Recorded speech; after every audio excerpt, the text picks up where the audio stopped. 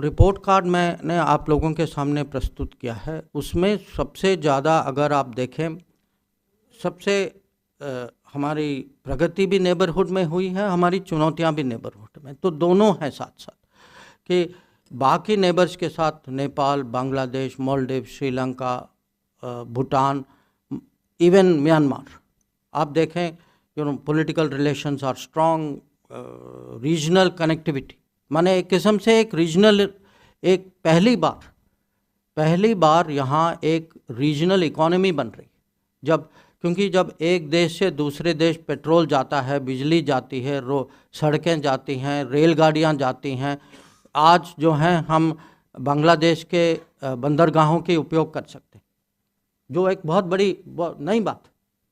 तो एक लेवल पे मैं कहूँगा प्रोग्रेस रिपोर्ट में बहुत सफलता मैं आपको दिखा सकता हूँ, पर जहाँ चुनौती है एक तो पाकिस्तान के साथ है, और ये माने ये कोई नया विषय नहीं है, शुरू से ये क्रॉस बॉर्डर टेररिज्म माने उसकी चुनौती थी, और फ़र्क ये है कि हम जो हैं इसको बर्दाश्त करने के लिए तैयार नहीं हैं।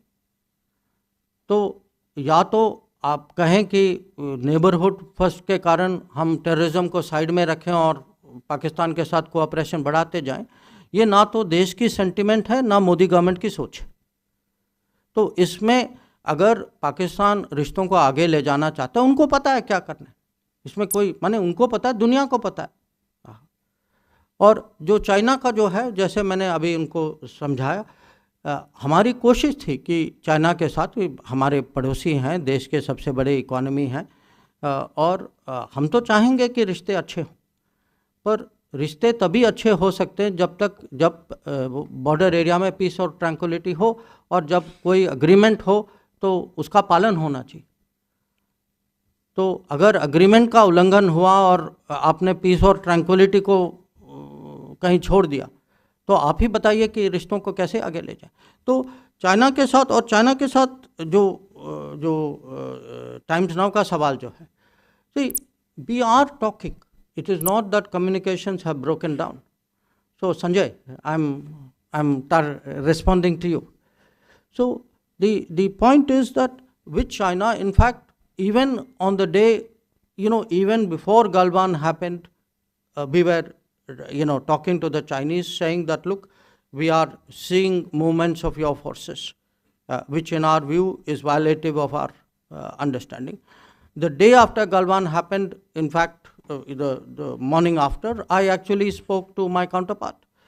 And since then we have engaged, the military commanders have engaged, our embassies have engaged, I have engaged with my counterpart, and I continue to do that.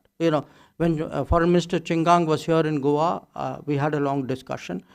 Even when I was in BRICS, he did not come, his deputy came. We had a chat on the side. Look, we have to, the two of us have to find a way of disengaging, because I don't believe that this present impasse serves China's interest either. The fact is the relationship is impacted, and the relationship will continue to be impacted. If there is any expectation that somehow we will normalize while the border situation is not normal, that's not a well-founded expectation. So your question, what do you, what can we expect? Look, at multilateral events, we will obviously the Chinese are there and we are there.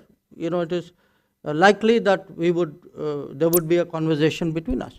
Bilaterally, I mean, since Galwan happened, we've had one visit by Mr. Wang Yi to India, but I think the main mechanisms, we have a mechanism called WMCC.